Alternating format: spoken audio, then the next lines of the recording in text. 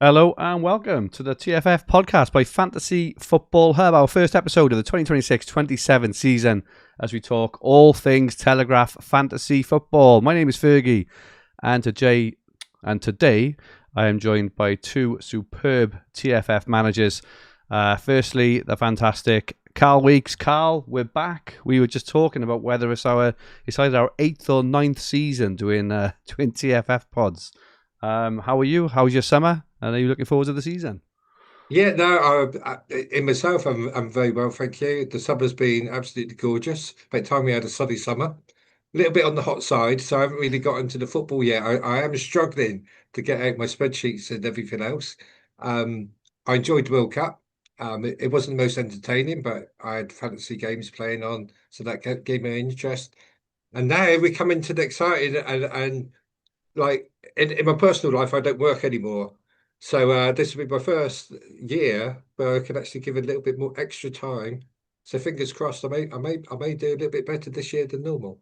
Oh, fantastic. We were just talking off air, Carl, that you nearly got to the post, didn't you, in Dream Team at the end of last season. You were actually top overall for the 60k prize just a few weeks from the end, didn't you? Where did you finish in the end? I was top at. I can't remember if it's at the end of the weekend, but I'm pretty sure I was top on a Saturday night once. Um, Near then, it was about a month to go. I ended up finishing fifth, so it's like I thought I had a chance, and I had a good battle, but there were some really good players at the top, and yeah, they were just a bit too good for me this year. But I'll be coming back as hungry as ever for a bit more success. Fantastic. Welcome, Carl. I just going to check, guys, that we are actually live a minute. It's showing as live on showing as live on here, but I can't see if it's live. I can't see this live on there. 1 second, sorry. If it is being live. Oh, I think we are live. It's I think it's paused on my screen. I'm just gonna refresh. Oh, here we go. We are live. Matt just said we are live. Apologies, Matt. Is the the screen is showing. Apologies. This is the first time we've ever streamed this from this particular channel and platform live on the TFF. So just wanted to check. We've also got the brilliant Paul McAnulty, who many of you will be familiar with. Welcome, Paul. Great to have you with us. How are you? How was your summer, etc., etc.? Yeah, good, thanks. Thanks for having me on as well. Bit of a fanboy moment for me being on the call. I would say the same about you, Fergie, but we pod all the time. So, but I've known Carl for maybe 12, 15 years. Like we were in a small WhatsApp group when the Sky community wasn't as big as what it was at the time. So this is the first time I've actually seen Carl face to face on so yeah, it's an honour. And I've listened to your podcasts for the last, as you say, 8 or 9 seasons as well. So to be on, yeah, so it's an absolute pleasure. Thanks. Good summer for me. I didn't play any fantasy over the summer. I was across at the World Cup in the US, cheering on Scotland and drinking Boston Dry, I think is Brilliant. that's how it goes. Just for those who don't know you, Paul, could you just sort of tell us a little bit, I don't know, about yourself, how long you played the Telegraph game, what your best finish is, and bits and pieces like that, maybe? Yeah, so I've played fantasy for probably about 30 years now. Like I played in the old kind of shoot magazines back in the day. We had to you could send off the first load what your starting team was, and then you had to phone up. And I used to use my grand's phone because she could never work out the itemized bill. So anything that was getting charged, I would do it on that for any of the transfers. Is that the Um, gran who used to live next door to Stephen Hendry, or was that the other oh one? no, that's my other grand. Brilliant.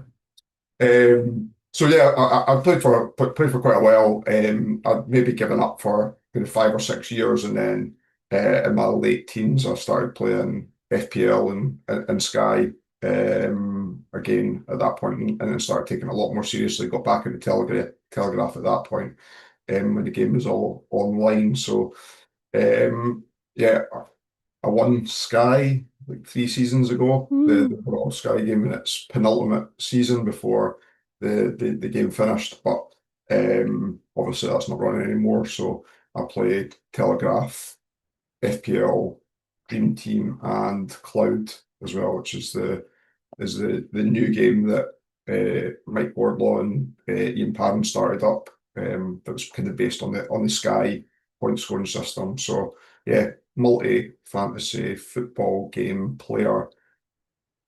Telegraph specifically, I love the simplicity of the Telegraph.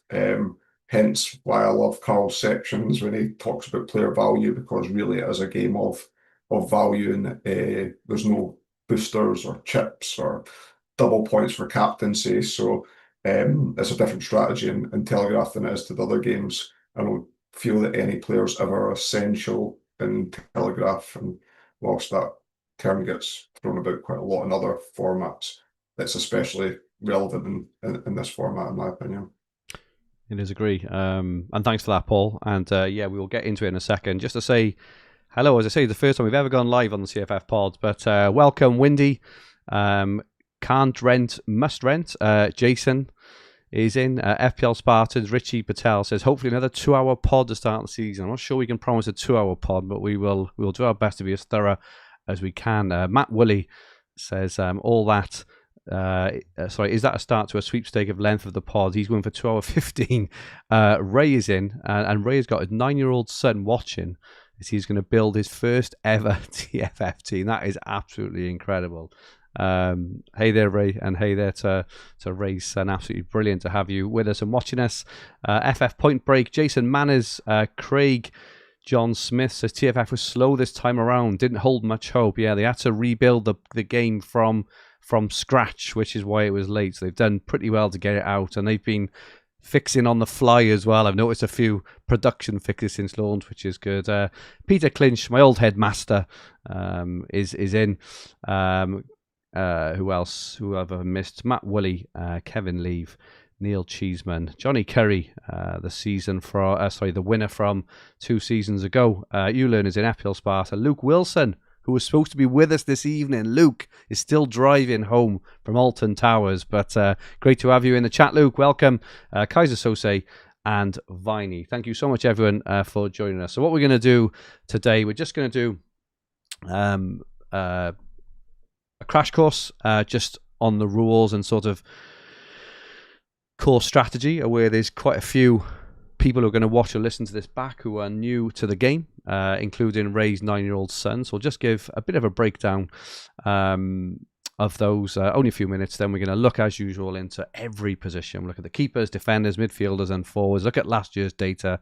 Look at the picks we fancy for this year as well. And then Paul has thankfully prepared us some things on essential picks, some budget gems, and players from new clubs or leagues who could hit the ground running. We're going to look at the optimal team for last year, which is always my favourite slide ever, and it gives us clues on formation, the sort of profile of players that you need to sort of win this game. We've got a few questions which we had in off X, and finally we're going to show our drafts. So let's get into it first. I'll just run through the basic rules and changes very, very quickly, but guys, please feel free to jump in. 50 million budget, 11 players, up to 7 formations, 45 transfers in total, which was changed as of last year. So last year they brought in the Carabao Cup and they gave us 5 extra transfers because it was 40 for quite a few years before that, and you can use 5 transfers per week. The scoring is in the Premier League, the FA Cup, and the Carabao Cup. So it's a bit, it's more than sort of FPL and Sky Game, Cloud, and things as well. So you get this no extra sort of jeopardy or opportunity, depends on how you see it. Especially the Carabao, which was introduced last season. The biggest one is you can make transfers between matches. So this is massively different from any other fantasy game. So if you're watching the football on a Sunday and there's a game at 2, 3 and 4 o'clock, for example, you can let your player at 2 p.m. start off, they will score your point. You can then make a transfer for someone at 3 o'clock and then make another transfer for someone at 4 o'clock. So it's the only game that allows you to sort of do it. But we tend to do those in the second half of the season, but we'll touch on that in a little bit. There's no chips, no boosters, no captain, and no wild cards. To Paul's point about the simplicity of the game, and this is super important. Again, it's a game of patience and discipline, which you'll hear quite a lot throughout.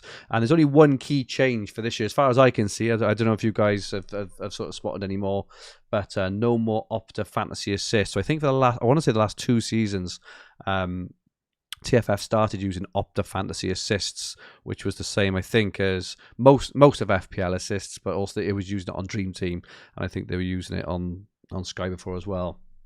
But now just normal assists, I think that's the biggest or only change which I can see. So a very quick crash course on rules there. Carl or Paul, have I missed anything out there that's sort of really, really obvious? Not from my perspective. I think you've covered everything that I can think of. Cool. Anything, Paul? No? All good?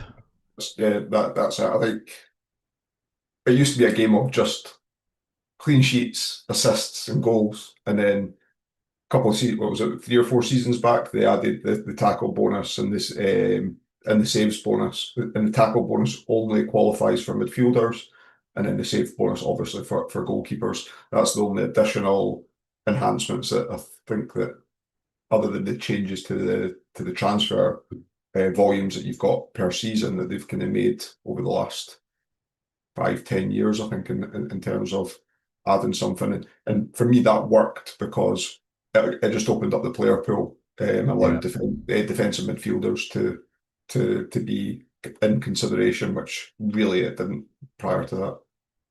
Yeah, I should have actually added in the scoring system, which I didn't, but it's incredibly basic. So goal is 5, assist is 3, clean sheet is 4, tackle bonus, midfielders only, 1 point for every 2 tackles, and then save bonus 1 point for every save by the keeper. There are a couple of nuanced ones outside of there, but like I say, it's very much it's a very, very sort of simple game, isn't it? And the next thing, we've just got kind of core strategy really, and these are just sort of 4 or 5 things which I've picked out, which, if you follow these, you probably have a sort of reasonable season. So I don't know. I don't know if you guys can. I've got the slides in front of you guys. Yeah. I don't know, Carl, if you want to point out maybe a couple of these or anything you want to sort of add yourself in terms of strategy. Yeah, well, in terms of strategy, I'd sort of say, like, as your first bullet sort of says, it's mainly a game of value and patience. So you don't have like captains and stuff like that. So you just have to the value of the players, how much they cost, and patience. You've got loads of transfers, and under the quite often you find people they'll burn through all their transfers, and then when you really need them, which is when you really need them, which is at the back end of the season, when you've got like fixture pile-ups, that's when you use them, and you can normally sort of like catch up. Now, I think like it may have changed a little bit since the introduction of I think you mentioned it, aren't they?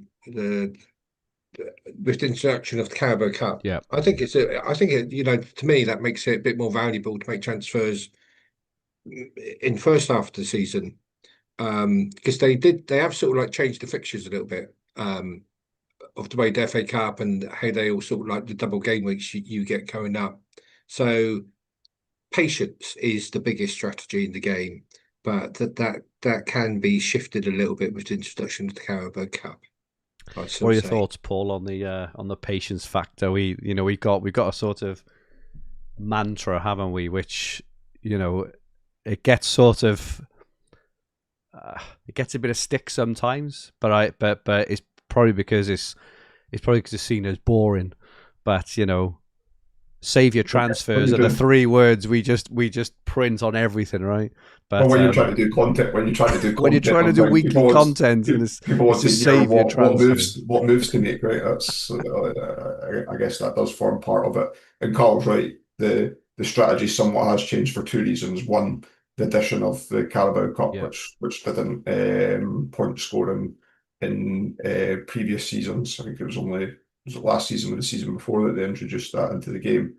But secondly, the way that the season spread out now, that the fixture pile-ups don't occur as frequently or as loaded as they once were as well, just based on the 3 weeks that the Premier League assigns for the rearranged fixtures. I think it's the FA Cup now goes further before rearrangements are required. That's the key change, I think. It was earlier rounds, and therefore you could get like 5 for 2s and 6 for 2s, and it was a lot more common than what it is now.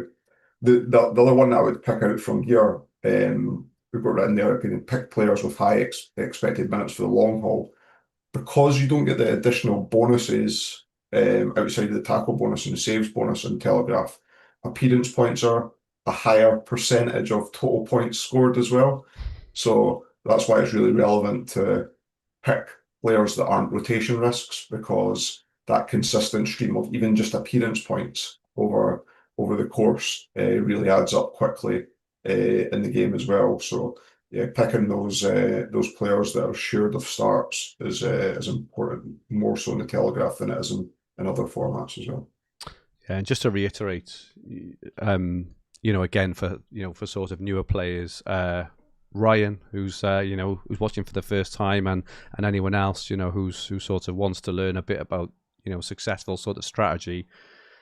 The reason why the broad advice is to hold the majority of your transfers back. I think we've probably that there's no right or wrong, right? Because in certain seasons, the tortoise, I think last year, Keith last year held a lot of transfers back. Last year, for example, he said it in his sort of end of year notes, was I think 2 years before that, not so much for Johnny, who I think was reasonably bad, but 2 years before that, some guy raced ahead and got sort of a huge lead. So there's not one way of doing it, but I think the generally sort of accepted way of doing it by people who've been playing a long time and people who generally do well season on season is that in the first half of the season, you don't get many sort of fixture rearrangements due to the Carabao Cup final, double game weeks in FPL. You may sort of note, a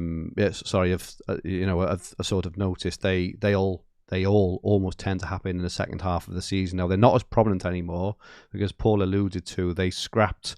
Is it FA Cup 3rd round replays and 4th round replays or some no 4th and 5th or wherever it is, but there used to be a time where you would have like 5 for ones, for example. So say Man City would play 5 times in the time that Liverpool played once, and you would just go all in on Man City. You'd make 4 transfers one week and 2 the next, and really like smash the points in there.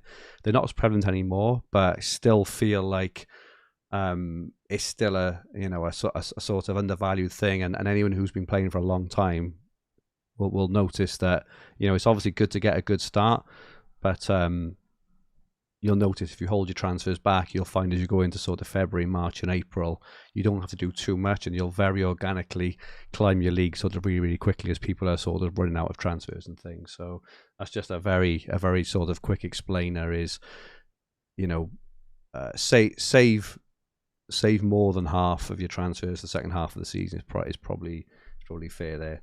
And the big one as well, I think the tackle bonus in particular, we're going to talk about midfielders in a little bit, and Carl, some of the data you have provided us around these tackle monsters is insane, really. I think the best, we'll do a spoiler alert, but the best midfielder for points per million, who was it, Carl? It's James Gardner. James Gardner of Everton, which you would say what? But we'll have a look now, and these are the picks that go sort of massively under the radar for sort of non-engaged players. So Anything else, guys? Either of you on sort of strategy at all, or how to approach the game or play the game? I just sort of like mention one bit because it's like we all take it for granted, but for anybody who's new, it's quite often that if you are going to transfer between one player and another, to sort of try to plan out where it could be, so you get the first player who's leaving your team to play at the beginning of the weekend and Yeah. then switch to the other player. It's just that you get an extra fixture, and that's quite valuable. So if you have an idea that you want to make a transfer at some stage in the short term, plan the right weekend to do it to get the right an extra fixture in.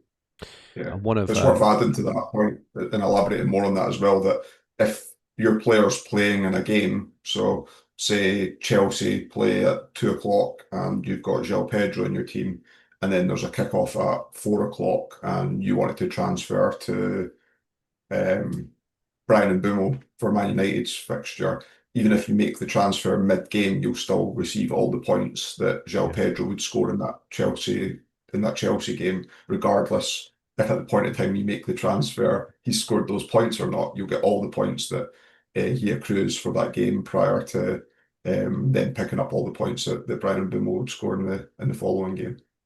Yeah, nice and really good points. And another tip, I suppose, on transfer use, and this is one of your personal favourites, I think, wasn't it, Paul, from both the Telegraph and the Sky game, is try to sort of think ahead for the kind of players you may want to bring in and try and save enough budget to bring them in one move rather than two. So a really good example is if you're thinking of going into Gameweek 1 without Haaland, which you may or may not after watching the after watching the match earlier, I think it's fair to say you probably know you're going to want Haaland at some point in the season, sort of maybe not sort of straight away, but don't pigeonhole yourself in terms of your budget. Make sure that you've got a route to Haaland somewhere. I think he's 8.3 million, and what you don't want to do all of a sudden is have to find 4 million from somewhere and have to use 3 of your precious transfers just to bring in Haaland. So it's kind of thinking like that as well. But yeah, good stuff. Thank you, guys.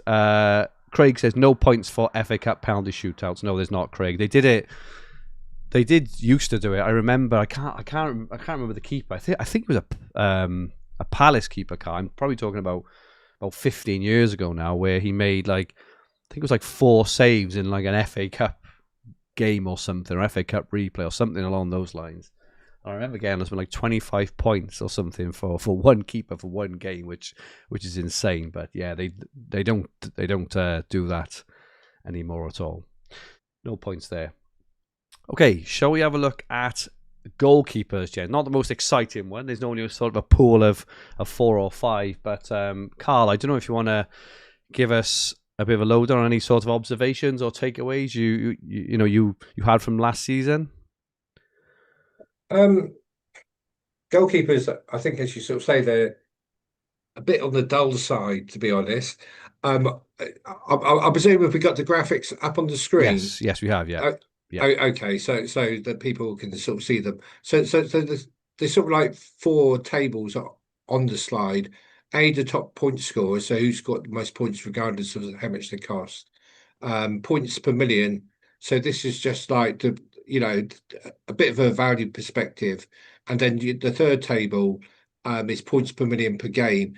And this is a bit more useful in case there's a player who joined in January. So at least you can have some sort of metric to compare with people who played for the whole for the whole season. So you can sort of have some idea if you think, so they don't get missed off completely. And then below that, you have the table of save bonus points. And I think it's more prevalent here, but it's also further on that you've really got to take into account as well people who've been transferred or moved teams, so they could go sit really high in the table, but that's because of the type of team they play for. As the perfect example is the save bonus. Top one is the Bragba, who's at Spurs at 2.8. Well, he's not going to be the first choice goalkeeper, but he made all those saves because he was at Burnley last year. So it's okay, so you have to take that into account. But and one other person I'd take into account is points per million. is Trafford, who plays at Leeds, and he's the highest. Of course, he was playing at Man City, and he played a few games. Of course, Man City defence is probably a little bit better than Leeds defence, and therefore that's artificially inflated. So whenever you look at numbers, you've always got to give it a bit of context in your own mind to sort of like check it. But there's no surprise that David Raya of Arsenal was top, because Arsenal had a lot of clean sheets last year. So you know, that's the first thing to point out. What I was a bit surprised when I looked at the table was on the save bonus, Sanchez of Chelsea was second. And I just didn't expect that. I for some reason I thought he didn't play that many games, and you know, I didn't think he saved much, but obviously he did. But a standout keeper in, well, third, but they also do very well, is Roofs of Sunderland. Yeah. And that they were a bit of a surprise last year. So you know, he made a lot of saves. And second on the overall point scores was Keller of Brentford, and he looks very good value as well. So Brentford and Sunderland could be places to get a bit more budget value for money players. So if you look at the value for money, Keller is points per million per game. He scored 1.22, which is, you know, 20% more than what Raya did. So when you start looking for value, that's the sort of metric of taking into account of how many points they scored and their price. So I wouldn't tend to go to Raya, even though he's top scorer, because the value aspect, and secondly, you have to sort of think about, well, this could be subjective after today's game, but I thought Arsenal had a lot of clean sheets last year, and I can't imagine, you know, would that be at the upper end of their range of expectation? That would be my guess. No, they could, the way they, you know, snowfalled City today. I was very impressed with Arsenal, to be honest. Yeah. And maybe you may expect replicating that. Sorry, I probably went off a little bit off topic there. No, it's fine. This is what we want, Carl. Is you know, is your sort of overall views, and then your pick. But yeah, right. I think, you know, the sort of highlight there, as you can see, is even though Raya is 4.6, and he's sort of you know, a million more than a lot of the people you'd be looking at in mid-table. He only scored 20 more points, even though I think he got the Golden Glove for the third season running. So but yeah, Paul, your thoughts on keepers? Yeah, I think on the Robert Sanchez one, I think he was utilised more in the cups than what perhaps we thought, because if we look at the number of starts that he had, I think that's boosted his... I think your Jensen was out for extended periods, so Sanchez played a lot towards the end of the season, didn't he? Yeah, I agree with everything Carl said there. If you do have the spare budget, then David Raya is a kind of set and forget option, but there is definitely value in, if I look at someone like Trafford, Leeds went on a good run in terms of defensive numbers at the tail end of last season. 3 million looks a bit of a steal there, in my opinion. But you could kind of throw a hat over Roofs, Kinski, 3.2 this season as well. I think both of them will do really well. And Brighton had the third best defensive record in the Premier League last year, which kind of surprised me a little bit. I didn't know that. Yeah. So Bart Verbruggen with being only 3.4 is another nice set and forget option. What I wouldn't bank on too much is trying to guess the Carabao Cup lineups and picking your keeper necessarily on that basis. I know that Lucas Perry from Leeds has been looked to move on, and maybe Trafford will get the minutes there, but I certainly wouldn't bank on that, and I don't think I would use that as part of my decision making, and I'd be reluctant to use a precious transfer on a goalkeeper move that early in the season either to try and take advantage of that. Yeah, good stuff. Yeah, there's a plethora of options, right? I think it's hard to pick sort of one. I think that I think a lot will depend. They will, as you're touching on now, there's lots of value in all positions, and I think that I don't think I've seen it as in this feels reasonably straightforward to find some bargains in every position, which we'll try to do now. Maybe apart from the keeper, actually. Okay. But if you can find the value in other ones, Raya is great. I think I'm a Spurs fan, and Spurs must improve. So I think Kinski at a 3.2 for me is probably the underrated one there. I think if you're looking at how I expect Spurs to perform this year, maybe on line with sort of Sanchez sort of price, like a 3.6 or 3.7. So I quite like the Kinski shout. One, I think Spurs will massively improve and keep far more clean sheets. But two, I think he's actually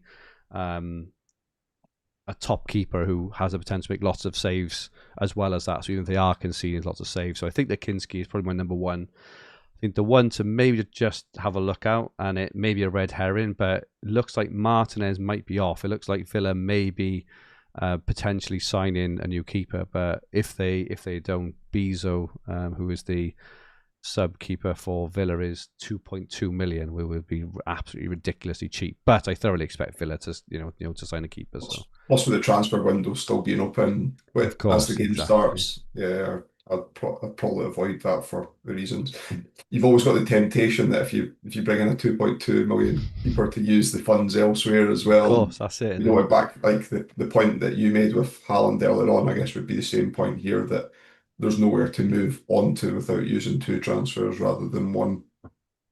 Okay, so let's round off. Before we move on, there's a few points as we was talking. It's all like flipped into my mind, and I can't remember who sort of said it. And they're perfect in terms of keepers nowadays. That they're the most rotated for the cups than virtually any other position.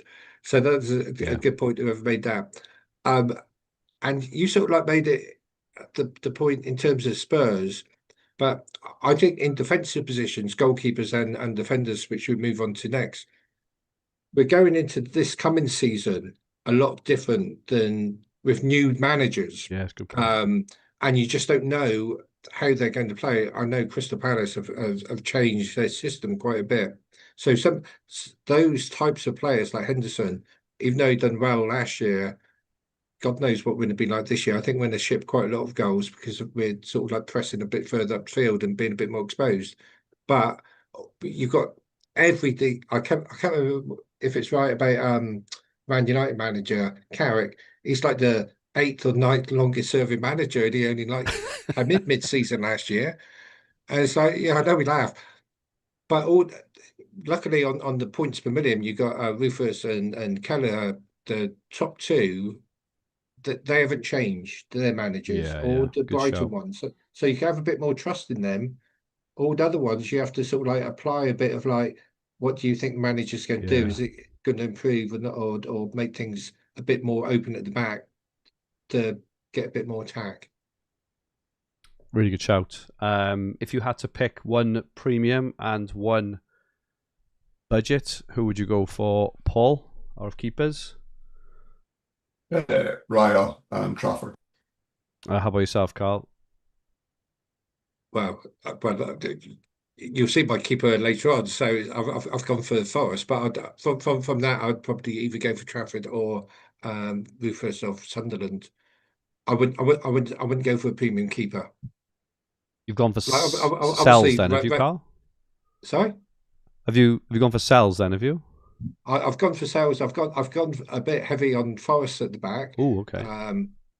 Mainly because I think that with Glasner, I'm a big Glasner fan.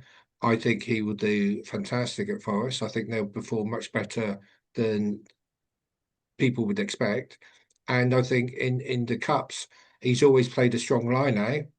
And, I think a lot of their players will play multiple games and pick up these additional valuable 2 points appearance points, as well as, hopefully in easy fixtures they'll still play. It's really good intel, Carl. That is. I love that. No Europe as well. Yeah, no Europe. You're right. Yeah. Like that, superb. I would go for Raya and Kinski as my picks, but that is really good intel there, Carl. Interesting stuff. Let's have a quick look at defenders then, and then we'll have if there's any other defenders that we're looking at that we've seen. Paul, I don't know if you want to kick us off on defenders and your thoughts on sort of last year's performance and what you can expect going into this year. Yeah, last year's performance was dominated by Arsenal and Man City players based on Arsenal winning the league and City doing well in the cups. And therefore, well, I think you see in the top point scorers here, you've got 4 Arsenal and 3 City, and Nico Riley's points there. So he's third on the chart, and that's him points as a midfielder, not as a defender. So that included tackles, but won't have included clean sheets on there as well. Yeah. So he would have been top. He would have been top of that list. Just now you've got Mark Gehey out. He was the highest scoring defender last season, albeit I'm not sure he's as assured of minutes this season. There's a lot of options in the City defence, and they've just made Diaz one of the 2 club captains, and obviously Gvardiol was back having been out injured most of last season. So I think there'll be a lot of change in the City backline, new manager as well. And I think Gabriel is only second on the list because he was injured at the tail end of the last season as well. Otherwise, it's likely that he would have broke that 200 points barrier as well.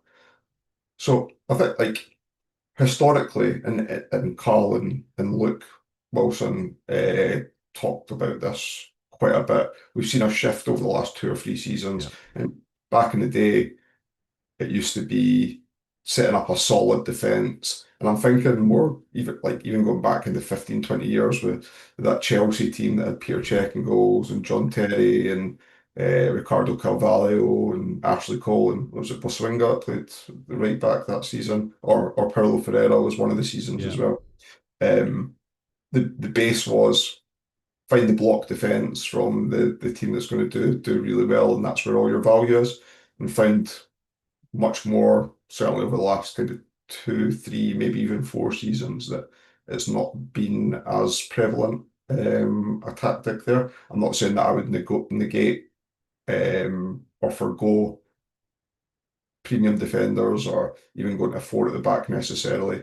I like to chop and change throughout the season based on extra fixtures and kind of transitions in my team. If I pick up budget defender that I've found, then it opens up some money and a position somewhere I can make changes there. So yeah, really the standouts for me in terms of the pricing for this season at the premium side, I've got Gabriel at 4.9, who I still think is good value, and that preventing any injury, that he's kind of a lock, like a pick and stick almost, if you like. Not need to make many transfers there. And the fact that Nico Riley's been reclassified as a defender now instead of a midfielder. So the 2 of them stick out from the premium side, but I do think there's a lot of value in the 3 million and even sub 3 million bracket for defenders as well. I've got a few kind of budget gems I'll talk about later on in the pod when we get to that section. And Carl, looking at the points per million, it looks like it was dominated by Brentford and Sunderland. Bournemouth in there as well. Some really, really cheap options there, and they're cheap again this year. So they're all there's a lot of sub 3 million players here who have the potential to be superb options. That's right. Well, I think you find it in all the positions in terms of like value. You drop down in the price and you can pick up quite a few. If we sort of say the metric of points per million per game, which is like the real value metric, and obviously you'd want them to have high volume. It tend to be the cheaper ones. And the issue that you have that is naturally, if you've got the 11 best valued players, you'd have a budget of like 30 million spent and 20 million in the bank, and that 20 million scores nothing. Yeah. And therefore it's about getting the right mixture between the 2, and that's where you get the usefulness of the optimal team that we'll come on to later, of where's the best place to actually go for the cheaper ones maybe, and where to sort of spend the big bucks and go for less value, but to make sure your budget is spent. But yeah, the on last year's scores, those were the teams that you mentioned. You got what's he called? Tr Tr Truffert of Yeah. Bournemouth is the best one, I think. No, he's not the best value one, but he scored the most points last year at 2.9, and then you got Macaulay Sunderland at 2.8, and he's the best value at 1.26. So yeah, some don't be afraid to go cheap. And a poor team, it's poor in commas, because they do pick up quite a lot of clean sheets along the way and attacking returns. So Good stuff. yeah. Just to try and knit this back, there's a question come in, and I know we're maybe jumping about a bit, but there's a question come in asking about good defences with players priced at cheap value, around the kind of 2.5 to 3 million mark, and Forest, Bournemouth, Palace, Sunderland, Leeds, Brentford, and the notion that those teams have tougher starts. But I used the hub fixture ticker before I came on, and just filtered by defence, and then over the first 5 weeks, and the team that comes out top, and this is top out of all the teams, not just those teams, is Forest. So one, that aligns with Carl's thinking and what he's doing. Secondly, that doesn't factor in the potential Carabao Cup. I say that doesn't influence my thoughts too much, but Carl does make a good point in terms of how Glasner set up Palace historically in there. But the fact that you're taking you up to the international break with the easiest fixture run defensively for one of those sides, and you've got Brentford sitting fourth in that list as well. So that there's certainly like a lot of assets around there, like Coyote, Collins, which would definitely be good value pickups at the start of the season. I know we've got sort of a dedicated section later on budget gems and stuff, but is there anyone in here, guys? I know there's one which it's like the elephant in the room. Paul, I think you've mentioned him. Do you want to? Sorry, you mentioned him. Yeah, I think he's one of your slides later, but it looks like there's one who could be significantly underpriced. Well, there's a couple. So yeah, I've got a couple. So the one that I think's significantly underpriced, and perhaps just on the view that they wouldn't be first choice, albeit now I think that they are, is Palestri from Chelsea. £45 million summer signing. I mean, Chelsea can spend whatever money on whoever. It doesn't mean they're going to be a guaranteed starter, but like really attacking right fullback, 2.7 million. I think he'll start the games. Could, again, Carabao Cup, because Chelsea's not in Europe this year. Could they play that game? Potentially there as well. But yeah, I think the value in him. And also there's a second newcomer to the league who I think will do really well, and it's Mihajlovic, Bosnian centre-half that Leeds have just signed. Now, I had earmarked him before he scored that overhead kick yesterday as well, which I'm sure he's got more attention on him now as well. But 2.7 million. You can see on the points per million per game chart there that Leeds defenders showed up there. Beal and Justin showed up there.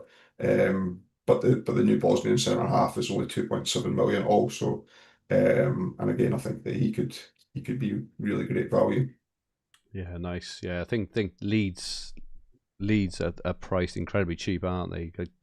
Justin Beal there, 2.6. Obviously got Rodon, and the chap you said then, I won't try and pronounce his name, but Palestri could be, if he is what we think he's going to be, just an absolute game breaker, right? And you probably got to stick him in, because if you don't stick him in, you could end up missing a whole load of points and then have to use a transfer to get him in anyway. So I think that with what we know at the moment, all being equal, he looks like a bargain.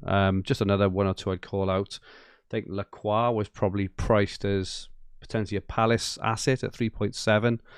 Obviously now at Chelsea, you think they're going to improve as well.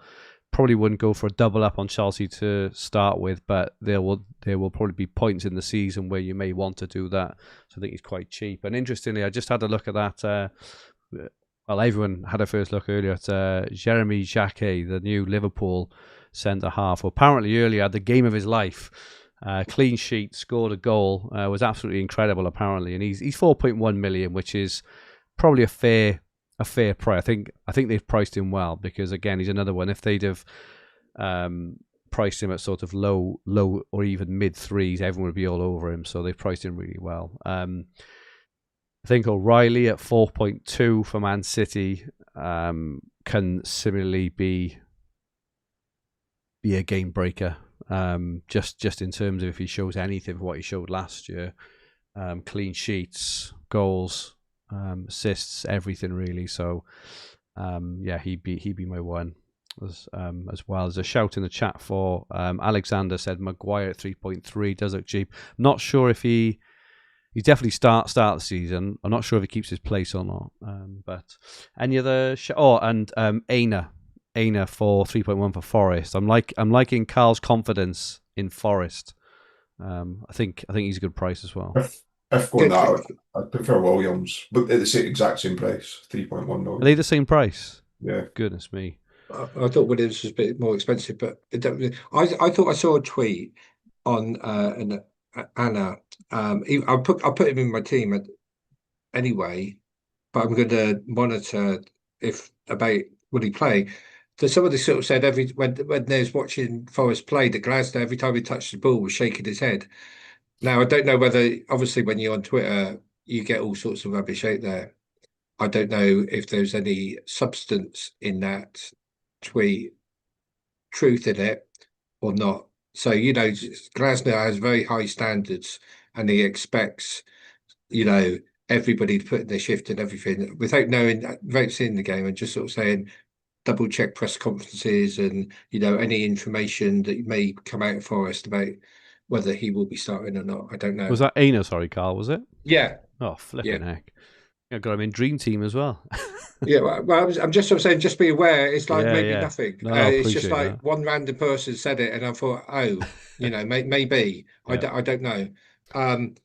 But I just want to sort of say two other things. One, because Paul mentioned about the first 5 games. They don't matter in my book, because really you look so long term. Yeah. You play. Everybody plays each other, and because we talk about the patience, then the patience should be beyond the 5 games, and then that sort of like moves me on to the second point, where of course we talk about cheap defenders, and on a strategy point of view, you don't want to be wasting transfers on switching 2.6 to another 2.6, because even though they may be good value, on the whole they don't score a lot, and transfers are valuable. You're much better to do a transfer of someone like Saka to Parma and get an extra game where that you'd expect them to score 5 points, rather than 2 random 2.2 players who just get an appearance point. Yeah. So I think strategy-wise, it's much better to do transfers with the higher value rather than the lower value layers. On the whole, always an exception to the rule. Yeah, so I wouldn't challenge that point, and I think you're absolutely right. The way that I think, though, is if you've got an easier fixture run at the start of the season, you're less likely to concede more goals and lose more. Therefore, you tend to find that defences remain stable and there's less rotation at that point. So if you start a season well, I think you often don't see too many changes beyond that. So if your team can get off to a good start from that front. But I agree. I don't tend to try and use those cheap positions to rotate, because you get the higher upside points from the higher priced players. I've got a couple of questions then for you guys. One, how many defenders we will likely start the season with, and then your premium pick and your bargain pick. Carl, can I come to you first? Well, after the first question, how many defenders? 3 plus a goalkeeper. Yeah. So I used to back 8 years ago when we started doing this, it's always 5 at the back. 5 at the back. Yeah, the 5 premium defenders. Now it's 3 at the back. And after listening to Paul, it's like I didn't even pick up that O'Reilly was midfielders last year. So he must be like a shoo-in. And I just can't believe that I assuming you classify him as premium. Yeah. And on, well, you mentioned already the two players who are dirt cheap. That Chelsea boy. Yeah. I'll have to look up his name because I can't even remember, but I remember going for P, and obviously the Leeds chap who will be in my alternative team now. Thanks, Paul. Good, good stuff. Thank you, Carl.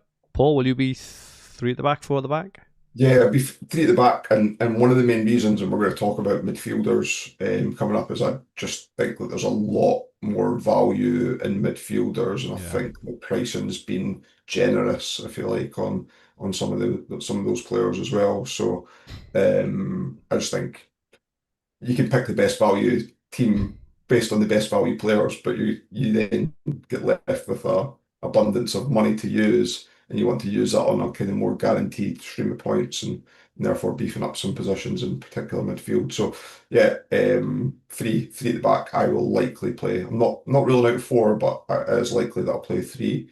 And just in the position where we are just now, in terms of how, again, solid Arsenal look at the back, I think Gabriel's still underpriced at 4.9 million. He is the most expensive defender, one of the most expensive defenders in the game. So he would be my premium pick. And then Palestri, from what I've seen in pre-season, I think 2.7 million is a bit of a bargain. Yeah.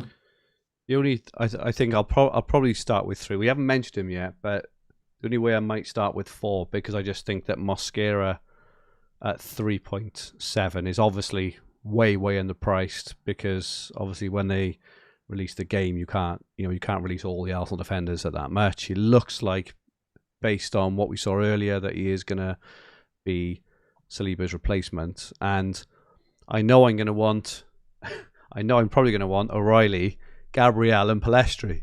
Now it feels foolhardy not to go with Mosquera as well, since you can get an Arsenal defender for 3.7, if that makes sense. So that's where, very, very loose thinking in my head. But yeah, we'll see. Or alternatively, obviously, we could go for Mosquera over Gabriel if we're struggling and save 1.2 million for the time being. But we'll touch on that. But I think the only thing earlier, obviously, watching the Community Shield, I didn't think City were at it at all, and Paul and I were just chatting very, very briefly before we started. We probably got slightly, I wouldn't say differing views, but maybe different sort of takes. I really think that we're not going to see the Man City of previous seasons. I said this before the match, and it's mainly the manager and the fact that they've lost, players like Silva. Obviously, Rodri was on his way. He's officially gone now, apparently.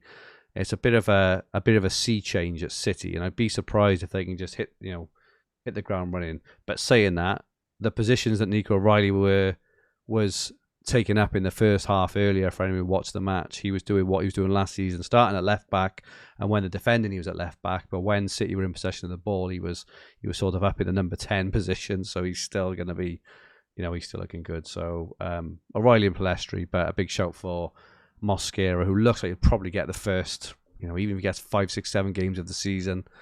Looks like he could be a bargain. Let's have a look then at midfielders. Plenty of these. I'll take the lead on this one, Jen, since you took the lead on the others. And the top scoring ones last year. Some quite surprising names in the earth for me, I must say, which is probably why I didn't do very well last year. The fact that the top scoring players are surprises to me. Semenyo, top overall, not a surprise, 225. Bruno, 206. If I remember rightly, Bruno got off to a really slow start, didn't he? He was awful. He's still very, very expensive. I think Semenyo is still reasonably cheap at 4.9. And then you go down and we have Enzo Fernandez. It surprised me he was so high. Rodgers, he was super cheap last year. He's had a bump this year to 4.3. Cherky really surprised me that he was that high, 4.5. Gibbs White. And then we come on to James Garner, who I couldn't believe he was up there. But if we look at the next one across points per million, James Garner is still only 3.1 million. And the reason is if you look at the tackle bonus points table underneath, James Garner had the most tackles in the league, 127 tackles, which what works out at, what's that, massive rubbish, 63 or 64 points extra out of his total of 160 were tackle bonus, which is insane. I think he might have a knock at the start of the season, potentially, so we need to have a look at that. But yeah, just looking then over to the points per million, the biggest sort of value players. Aronson at Leeds is coming in this year at 2.7. Obviously, Wilson has moved on to Leeds now, 3.2. Gomez at Brighton, I think he played a lot of the cup. He scored like 4 games in the early rounds of Carabao, didn't he? That's right. Jaden Anthony was at Burnley, now at Brentford, and then we've got Stack and Lefay and Semenyo. Even though he's the highest scoring player, he's still even now in the highest for points per million. I think a couple there stand out to me. I think Lefay is one who definitely stands out to me because he's in the tackle chart. So he made 93 tackles, 90-minute man. He's on penalties, on set pieces, so he's probably one I would shout out. But I'll stop talking now. That's my sort of very, very quick assessment of midfielders. Carl, what are your thoughts on midfielders from last year and going into this year? Yeah, no, it's quite interesting, like hearing you mention some of those names. Cherokee, I'm still a bit shocked because I thought he missed like loads of the season. Perhaps my memory is completely wrong because he's right up there on the points. I think, yeah, I heard about Gardner may be carrying a knock, but it should be back quite quick. I'm not quite sure if that means first game or not. I like Wilson moving to Leeds. He's cheap. He's near enough the same value as Gardner, and I think, of course, Leeds are way to Forest for both the Carabao and the league in the first 2 game weeks. That puts me off a little bit, but surely, like, I think Leeds are a pretty decent side, and on par, if not a little bit better, attacking wise than Fulham. So I can imagine him repeating that. I would be a little bit apprehensive on Lefay or any Sunderland player, more because of Europe, and they're going into Europe in the first time. Yeah, it's a good show. And quite often you'll see a team, well, not often, because quite often teams come up nowadays and they go straight back down. But you used to sort of see like Huddersfield, they come up, they have a really good season, and then the second season syndrome. Yeah. And they done fantastic last year. They probably will do well again this year, but with Europe as well, it's like, will they be able to have the same intensity playing twice a week? Yeah, maybe not. So I'll just be a little bit more cautious on that side. Yeah. And Gomez, yeah, he did have a hat trick or whatever, but one good game doesn't put you in right up in the top 20 point scorers for midfield. Yeah. So maybe he's played more games than you expected, and I don't know what position he played, but I heard somewhere that is it Mintzer the Brighton. I think he plays right wing. He's out for 3 or 4 months. Yeah, he is. Yeah. So would that make Gomez a bit more? Yeah. It should do. It should do. Yeah. So that'd be an option if I was looking for a bit on the cheaper side. Anton Stack, I just want to shout as well. He feels like one of those players where he's just right in the middle of everything. He gets a bit of everything, which is always really nice. I pieces as well. Yeah. I like Stack as a pick. Paul, your thoughts on midfielders? Yeah, the only thing I would add is there's historically done well. Like if you look at the tackle bonus points, Carl's covered James Garner a bit. João Gomez has done well in this game for a number of seasons now. Was at Wolves and now is at Aston Villa. I think he's injured, but He is, yeah. him and João Palhinha has kind of been two darlings, if you like, of Telegraph since they introduced the tackle bonus over the last few years. And we may have a new one with Brentford signing Sangare as well. Like he's going to rack up a lot of tackle bonus. Plus, for a central midfielder and kind of one that's got defensive attributes, his attacking numbers are okay on that front as well. So I like him. That stacked with somebody that I'd earmarked prior to you saying there as well that I thought might have been going under the radar. So yeah, I think Sangare and Sangare's 3.1 stack that you've already mentioned 2.8. Those are two that I like thrown in the mix as well. Yeah, really cheap. I chuck in. He's not on here, but Njai looks like he's staying at Everton now on penalties. 3.3 million, I think, is super cheap. He's a fabulous player on penalty. I really like him.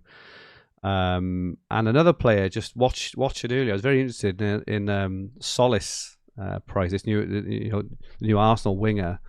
He's only 4 million, and I think at a point in the season, maybe not to start with. I know they're home to Coventry, but then they have a bit of a toughish run. But I think at some point he has the potential to do sort of what Cherky and Rodgers or wherever did last year, where Arsenal have a nice run of fixtures, or they'll have like a 3-for-1 or a 4-for-1 or something, and you bring him in. But his output is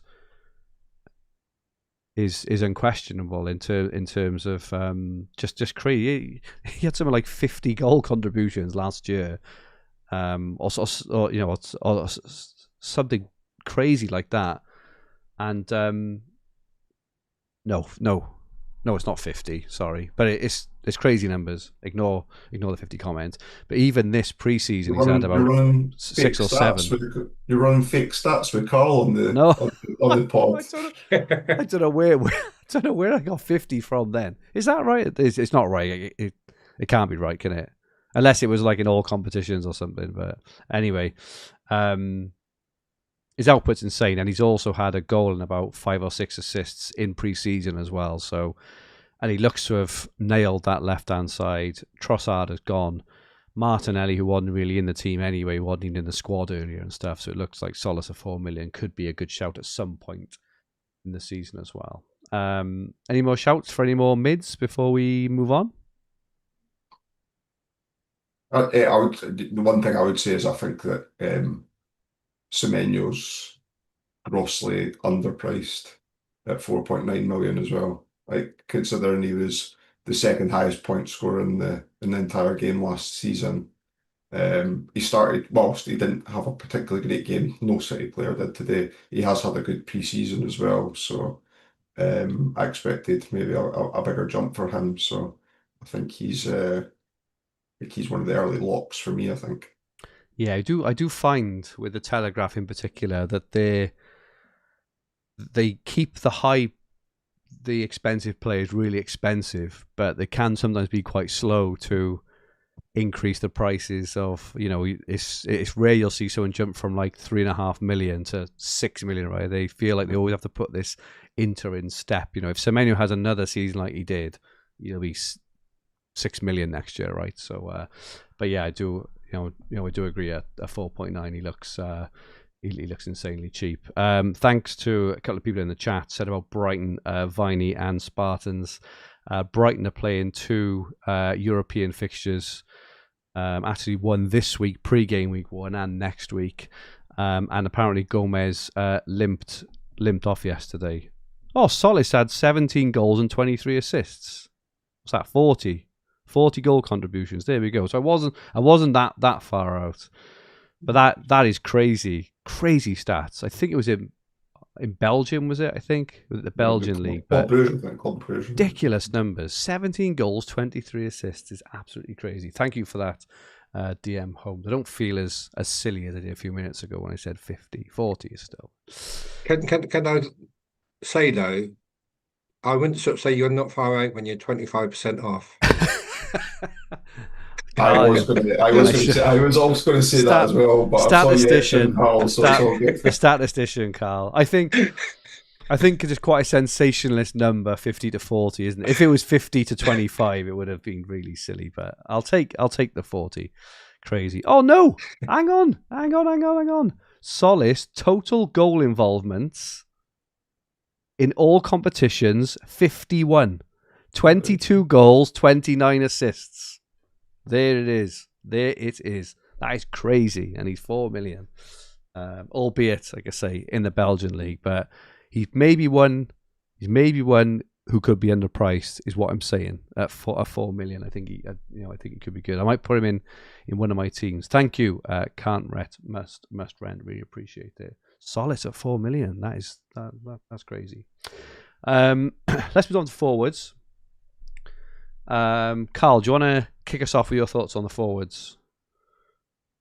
Well, forwards. What can you say about forwards when there's only about 3 worth having? Yeah, there are. 3 or 4. There's not really. Yeah, there's about 20 in the league.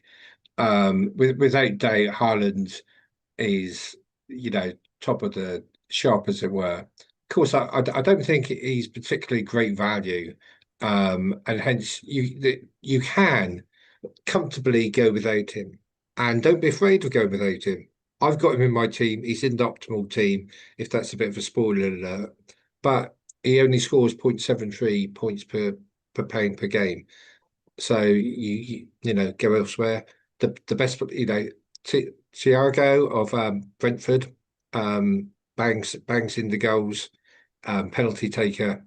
He's very good value. Second most points last year. The interesting ones, I think, will be Isak and TK of Liverpool. How do they fit under a new manager? How do they play being fit this year? Obviously, you can't read anything into last year. And I also quite like Calvert-Lewin, depending on injury. So he could be a good option. So those would be the main ones for me. I wouldn't sort of say in terms of value compared to the other positions, I think forwards are the worst. So I'd only have 2 of them. If you look at the value metrics, hardly any of them. Only one player gets above 1, which is Thiago. Yeah, Carl. Paul, thoughts on forwards? Yeah, again, I agree with what Carl said there. The only other name that I would throw in there, and it's not a left field choice by any stretch, is João Pedro. Just with was it 7 goals in pre-season, 2 assists. Good, isn't he? He's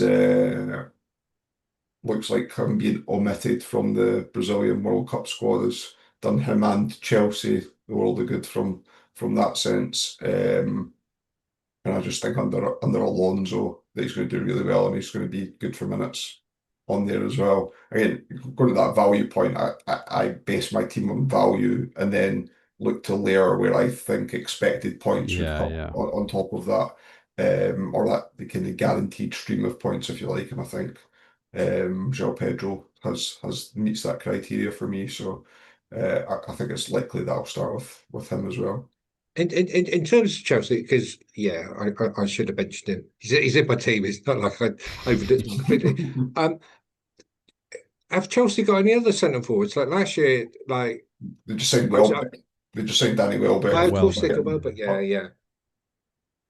But he will just be the sub and rotation. Yeah. Okay. I think so. I think João Pedro. This is his season now, right? I mean, he had an okay season last year. I think it's probably fair to say, and third highest scoring forward, 188 points. In an okay season. Yeah. I can see a bit of value in the forwards.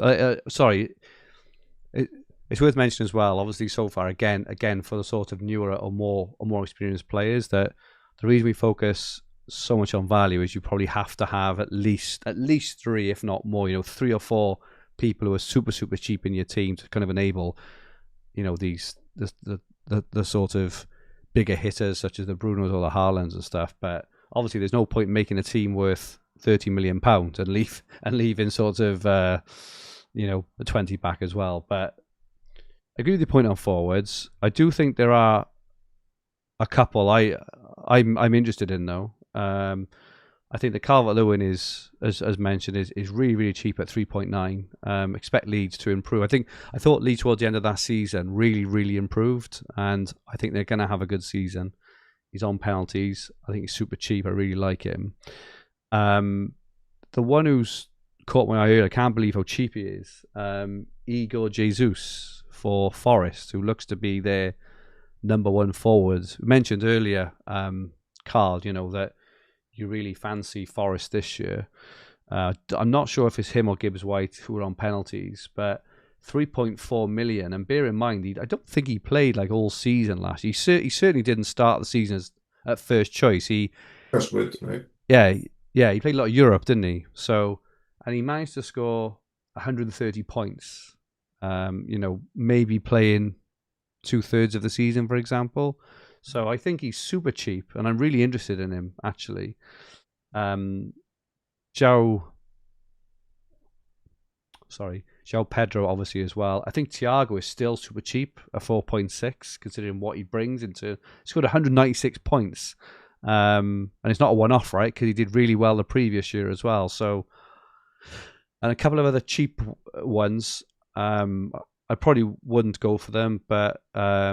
Robbie, but I think, but to Carl's point, Europe, I like that. But I've just seen that, if you're looking at absolute bargain basement, Awonyi has just joined Coventry at 2.7 million. If you are looking just for, just for someone to put up front, who could be cheap. But talking about all these players, and it's amazing how it happens when we do these pods. But again, the sort of Haaland factor, and I warned against it an hour ago, as in, if you don't go without Haaland, make sure you have enough money to get him back. But front three, to me, to start off with, of like João Pedro, Calvert-Lewin, and Jesus. Bear in mind, all three of those haven't got any Europe either. You can spend some serious cash elsewhere in your team. Yeah, can I? Because I asked a question about Pedro, and I'm quite convinced that he's going to play. The minutes aspect is where I'd be a bit concerned. So for Coventry, they've got I can't remember the name of the striker they had. Plus they bought another striker, which Palace was after like last year. So it's like, who's going to be the striker? Yeah. How secure? And you mentioned Jesus, and I'm not like. He's never come across as an out-and-out striker. And I always think Chris Wood would be the main one for Forest. I know he's, problem is with World Cup, everything's a bit out of kilter. The friendlies, I look at all the friendly matches and after players, like the kids. So it's like knowing, and it's like, are you going to risk Jesus? And then if he don't play, and it is Chris Wood to come back, or are they going to like a lot of rotate? I don't know. Yeah. So it's a fair argument. I feel like Jesus is first choice. I think he finished the season at first. Well, I think they finished the season playing the both of them, but in pre-season, including this weekend. So Forest played basically their first 11 and their second 11, and Jesus was in their first 11, and Wood was in their second 11. I think that Jesus is now their number one player up front personally. But like I say, I'll definitely do a lot more research before I go and pick someone of that ilk and leave Haaland out, who's going to give me a good spanking over these next few weeks. Good stuff. So next now then, so we've gone through. Let us know in the chat as well. If there's any more players you've got your eye on. Jaden says Asula could be interesting from Gameweek 3. Not a bad shout, Asula. I think he played earlier, didn't he? Missed a penalty earlier, but yeah, he looks like he finished off as well. I think. Be interested to see who's first choice there, because this was obviously coming back, but I thought decent World Cup as well. So we come to core picks. which, who are the anchors of your team? So when you're building your TFF team, Paul, I'll come to you first. Have you got 2, 3, 4, 5 names who are in no matter what? Yeah, so it was interesting because as we're waiting for the game to launch, and I was thinking about how I would structure the team, and as you say, I always go for the core players first. I had in my head that Bruno Fernandes would be a lock in my team when I first pulled it together, and just looking at the value that I found elsewhere. So it's almost that point that you said about Haaland and spreading the funds. Well, I've actually done it, but with Bruno instead of doing it with Haaland. So for me, the 5 kind of key pillars and locks in my teams is Haaland, João Pedro, Semenyo, Gabriel, and O'Reilly. And then working through that way, and we'll talk about kind of budget picks and new players to the league as well, who I picked a few of, and some have already been mentioned, obviously, from the positional look just now. But that's the kind of core 5 that I'm looking at just now, and that's not just dismissing Bruno as a. I think actually in previous seasons I've defended the fact that Bruno's been worth the outlay that he is. But I just think that there's so much value more in the kind of mid-priced midfielders in particular. And there's a couple that we haven't mentioned yet that I'll pick up when I come to my draft as well. That was the 5 that stood out for me. Good stuff. Carl, who are the current locks in your team? Well, I probably shouldn't say half of them because they're not in my team. So I would like listen to some of the arguments, and I'll definitely have them in some other teams like O'Reilly and Gabriel. Like O'Reilly is like, yeah, that seems so good. Gabriel, I'm not sure. It's like in my mind, will Arsenal be as good or not? Is it Semenyo of Man City? Yeah. I think he's the main lock for me. Top scorer midfield. He was at Bournemouth last year, so he should perform better.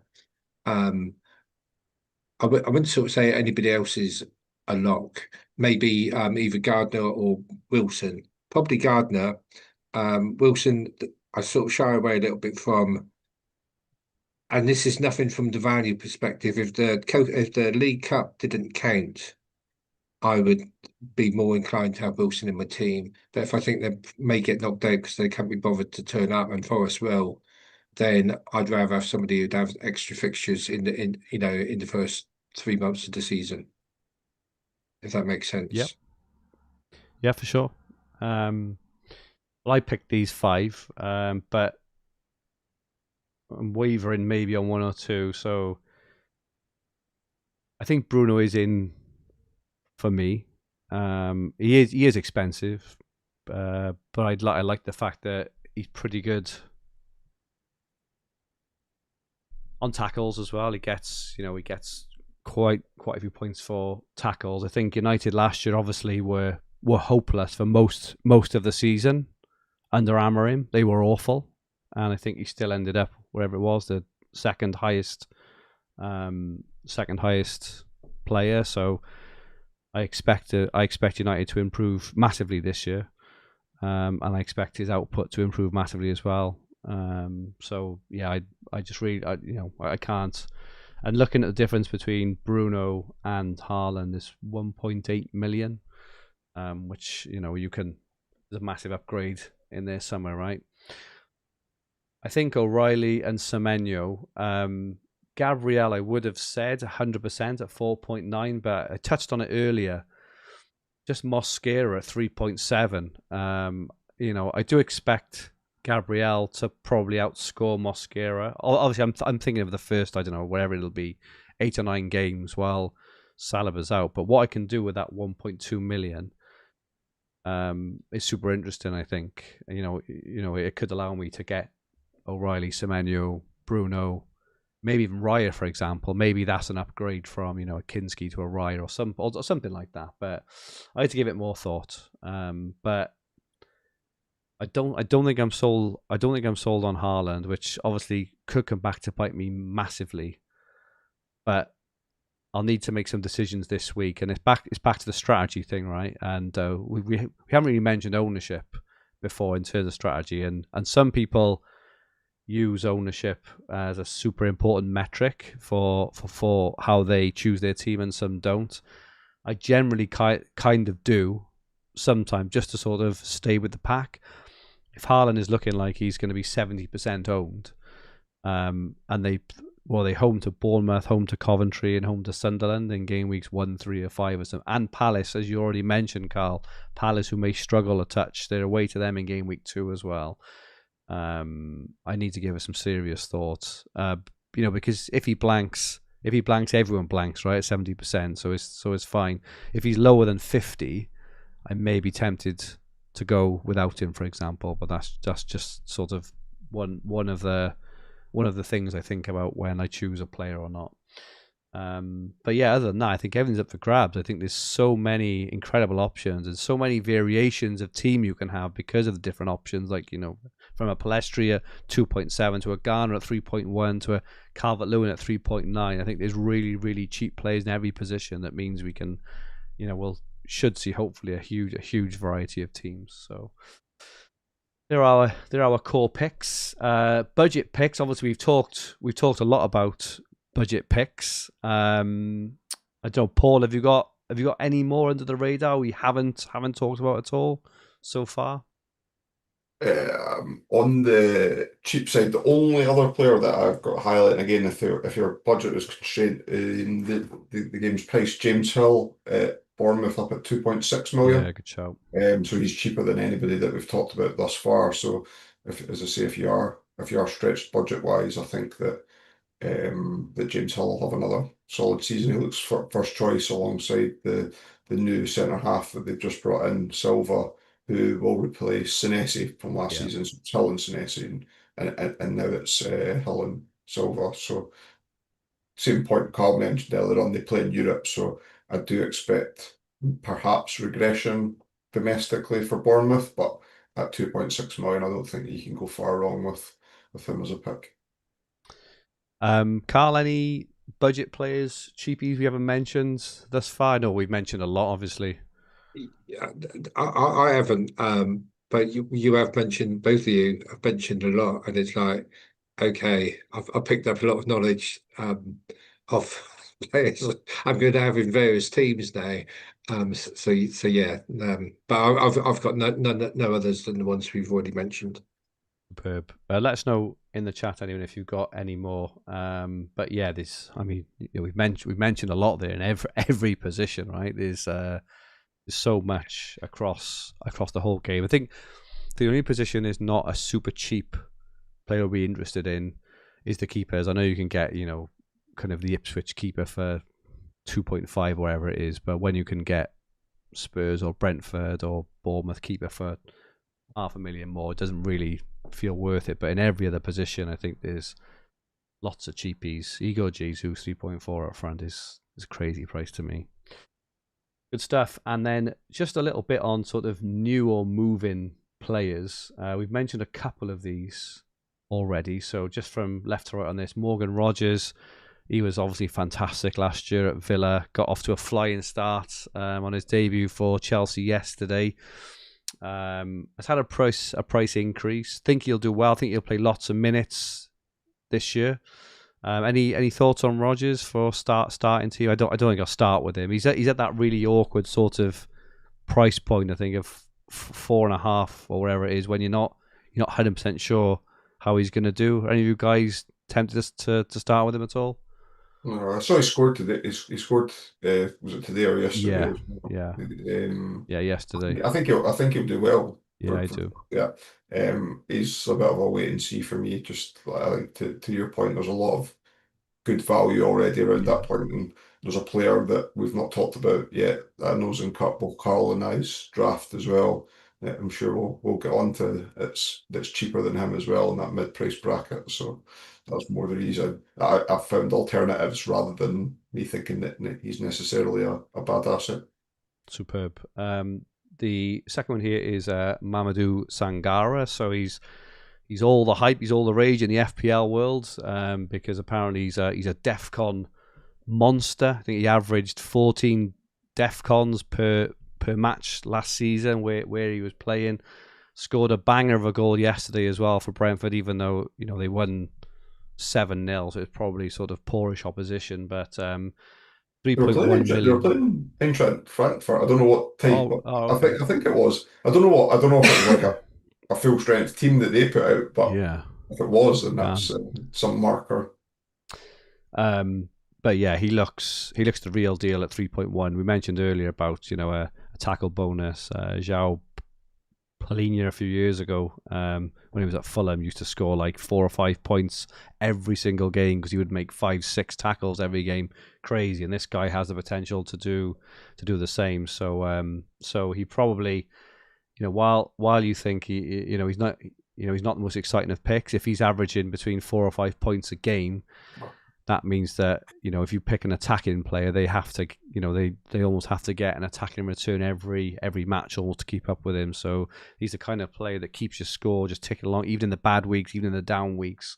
It's better to score sort of 35, 40 points than 19 or 20, which is what we sometimes get. Couple of Arsenal players. Bruno Guimaraes has obviously made his debut earlier. I think he looks really, really good. And I mentioned him earlier, Solace for Arsenal at 4 million. So I think both of these at a point in the season have got the potential to do really, really well. Bruno G is 4.4 and Solace is 4 million. Have you got any thoughts on these players, either of these? I don't love Arsenal's opening fixture.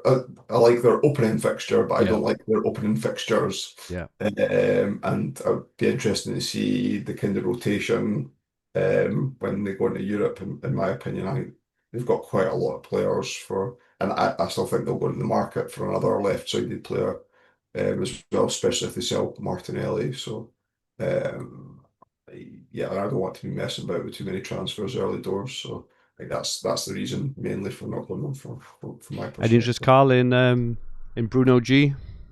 Not in Solis is the most interesting one, and I think he could do very well. But I think Paul's point is, especially if they may go back into the market, is you don't want to be messing around doing transfers. But I think he will be a good pick personally. I think he'll have a lot of good returns. Bruno G, I would wait and see. There's a lot of players, and I should have mentioned it when we were talking about the midfielders. When there's like a lot of the top tacklers, I can remember Elliot Anderson going to Man City.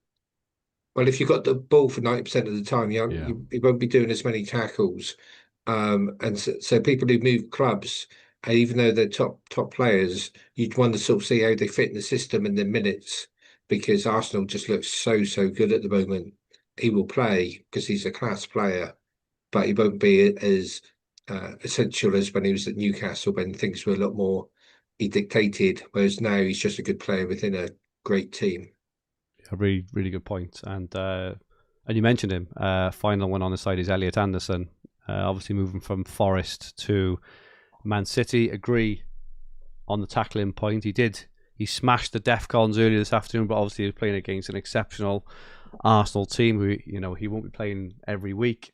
Obviously Rodri's now gone, so you've got to say, he's going to be the main man in there. He's 4 million, which I think looks reasonable. Again, for me, he's probably a wait and see. Probably going to, when Man City have a good run of games or have a 3-1 or 4-1, he kind of may end up in my team, unless he suddenly finds himself in a bit more of like an attacking role. Unexpectedly, he was on some corners earlier as well, which is quite interesting. So I think he's got potential, but at 4 million, all those ones we mentioned earlier, at sort of in between the 2.8 to 3.3 sort of range, there's lots of players there, right, who can maybe do a similar job for like $1 million better. Any of you guys sort of fans of Elliot Anderson from the start? Not from the start. Any more sort of new players to the league or players who have moved at all you guys can think of? I'm not going to start with them, but I like Vuskovic for the Brighton that just signed from Spurs. I think that he will likely start the season, albeit Lewis Dunk's still at the team, and I imagine that that Dunk will still get some minutes. But he's 2.9, and like I said at the start, Brighton had in the league had the third best defence, which was a stat that surprised me when I Definitely, looked yeah. into it as well. So I think that he could be good value over the course of the season, and he looks a threat at set pieces as well. Good stuff. Thank you, guys. We've now got the optimum team, or the optimal team for last season, which we always find super interesting because it gives a sort of a model, a mental model of the best team, around the profile and formation and the kinds of players we should be maybe thinking about having in our teams throughout the season. So it's using last season's points with this year's prices, and the team on the left would have scored over 2,000 points. Interestingly, so Kelleher, we mentioned earlier, 3.5 million, so the Brentford keeper, and then a back three then of Gahey, Gabriel, and Nico O'Reilly. So very, very premium at the back there, premium prices. And then it's in midfield. No Bruno in this team. He is in the team on the right, but the team on the left, Wilson at 3.2, Semenyo at 4.9, Garner at 3.1, and Lefay, all players we've mentioned, at 3.3, which makes up a four-man midfield. And then João Pedro, Igor Thiago, and Haaland make up 49.7 million over 2,000 points. And then just on the right-hand side then is how it's normalised to 38 games. Carl, can you just sort of explain to everyone what that sort of normalisation means? Well, all I've done is just prorated everybody's points, what they've scored, to if they played 38 games. And the rationale for that is that when you look at the team the team that you read out, that if someone's had a good cup run, then they'll have played more fixtures, more points. Yeah. Whereas someone like Bruno, like Man United lost in the first round of both cups last year, and therefore he wouldn't have had as many games. So what I do is every player, I've assumed they've just played 38 games, which is the standard league season, because you'd make changes and then produce an optimal team based on that. So you get a very similar formation, you get a slight tweak. So you've got Trafford and goal, which I should probably have taken him out because he would be one that I shouldn't have applied this to because he wouldn't have played many games. He must have played more than 10 because that was my filter. Yeah. But I'd have prorated him up quite a bit, and therefore he's a bit of a nonsense. But you've got Trafford and goal, then you've got Gabriel, and then you've got Munoz of Crystal Palace instead of O'Reilly. And then you've got you've got Bruno Fernandes of Man United, Semenyo of Man City, Dewsbury Hall, Stack, who you mentioned, Gomez, who you mentioned, and then there's the same two up front or two of the three up front in Thiago and Haaland.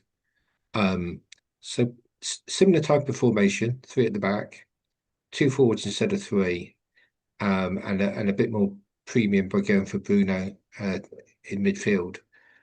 But interesting, and a bit more money spent in the back.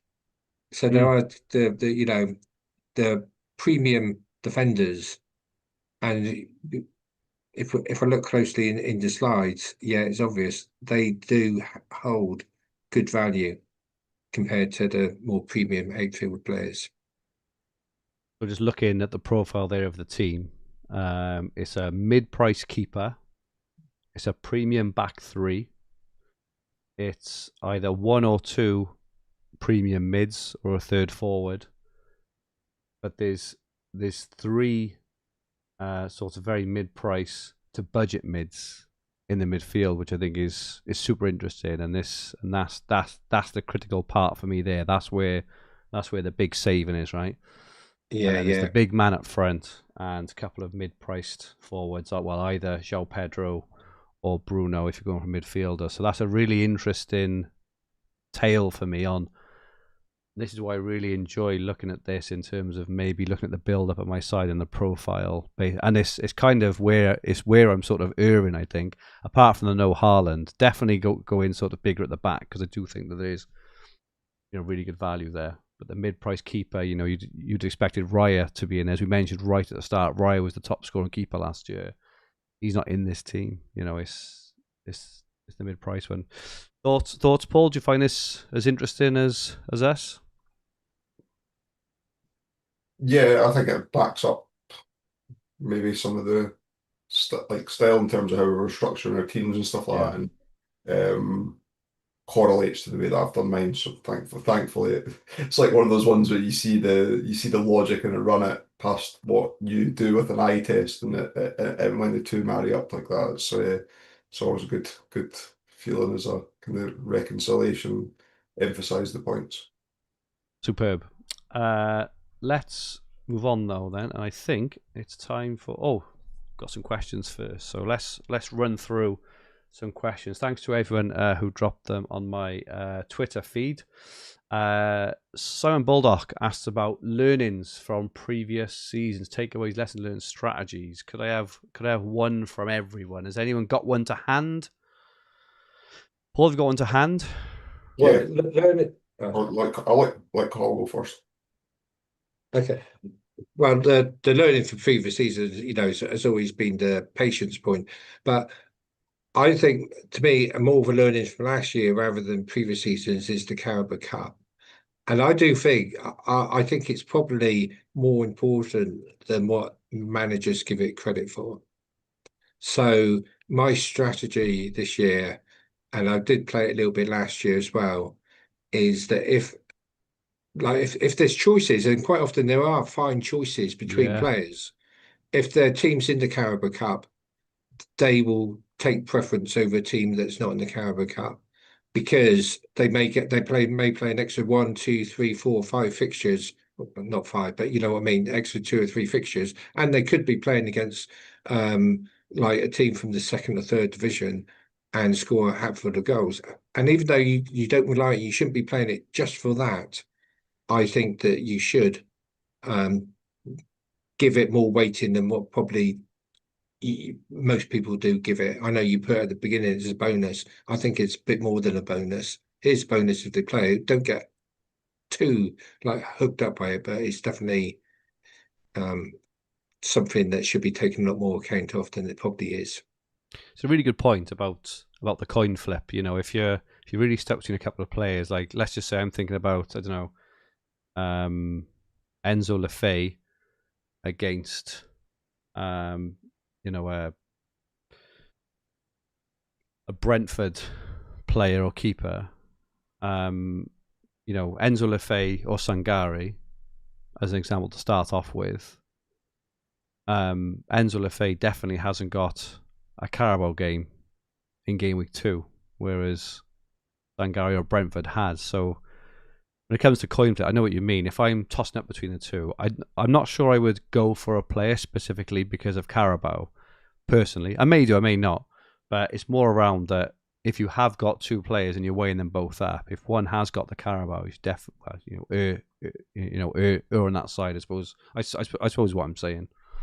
Okay, so for me this year, like you mentioned, two players, I'd sort of say like Gardner and Harry Wilson. They're both about 3 million. Yeah. Now Everton are away at Preston, and Leeds are away at Notts Forest. So I may go more for Gardner because he may have a better chance of playing, and they got a better chance of progressing, and therefore I'm just giving myself that extra edge. Good show. Last season, I started off the season with 3 Man United players, I think, because they're playing Grimsby, and it's like, yeah, I'll fill my boots, and they got knocked.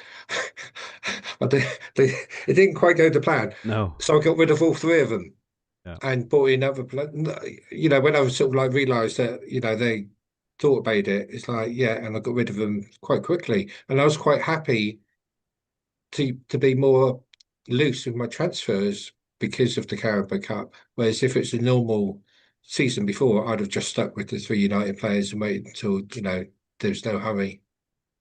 Good stuff. Paul, any learnings for this season? Yeah, so this is twofold. One, when they increased the transfer volumes that they got from 40 to 45, I was thinking about how I could better utilize them. And I tried to be too smart when it came to FA Cup weekends, and I used one position as a revolving position where I made 3 transfers over a weekend, hopping on a player that played for a big team that Yeah. was playing lower league opposition. And I did that I did that 3 times. So the reason for it was I wasn't ripping up my team to be able to do that. I was just using a premium spot to rotate through. So I wasn't weakening the rest of my team. But I feel that those kind of 3, 4 transfers that I did using that could have been better utilised when I got a season-ending injury at the end of the season, and I was maybe 1 or 2 transfers short of what of where I wanted to be. It's listen to Johnny Curry, who I know's in the chat, and Johnny won Telegraph a couple of seasons back. I listened to his I can't remember if it was you, Fergie, or there was a podcast that Johnny was on anyway, and I was listening to it, and he talks about the decision making he makes when he goes through whether he's going to make a transfer or not. And largely it's similar to the way that I think, but he made a point that kind of resonated with me. Anytime that he makes a transfer, when the player comes in, his team, he feels, has to look better moving forward than what it did prior to that transfer. Yeah. Yeah. I thought it was a really interesting point, and while it sounds obvious, trying to get those short-term gains from like a player that you wouldn't normally pick just because they're playing in the FA Cup game. It'd be a bit different if there was a premium that was doing well in the league and then they played in the FA Cup. That would be a different scenario, and certainly not what I'd been doing. I remember I brought Darwin Núñez against, it was like Colchester, trying to get there, and he picked up an assist only out of that. So yeah, it's something that's resonated with me, and something I'm going to try harder to stick to this season. Stuff. I think my one is kind of the opposite to Carl's, actually, and that's the beauty of this game. Is there's so many different ways to play. Is I think when I pick my starting 11, sometimes I take a good look at the fixtures, and I try and get a mix then of the sort of longer term holds and then some of the shorter term ones, which inevitably leads me after 2 to 3 weeks to look at my team, which looked optimal for game week 1. I do this in every format, but then after game week 3, all of a sudden I'm stuck with a few players who have or haven't performed. They may have scored the points I'd have wanted them to, but all of a sudden I'm stuck with players I don't particularly want for the long term. So I think I'm going to play the Carabao a little differently to Carl in terms of, well, I say that. I think I'm going to pick a starting 11 for the long haul, which I don't often do, and I do think the fixtures lend itself a bit more to it this season, because I don't feel that any of the big teams have got a really outstanding run of opening sort of 4 or 5 fixtures. I think they're all very mixed, actually, which I think is good, because it stops tempting me into chucking 4 City attackers in, for example, or something. But where I do have a 50-50 then, to the point we mentioned earlier, if they have got a Carabao game and they play in that game, great. But I don't think I'll be targeting it, because I think this is how I get myself, or I have got myself in the last 2 seasons, in a bit of a pickle, as I end up starting off reasonably well and then using transfers and then get sort of caught up. So I think I'm going to pick a rock solid 11, and I'm going to manage that through the first half of the season. And that's only what everyone does, but I don't. So that's my change. Second question is off last year's winner, Keith Legend.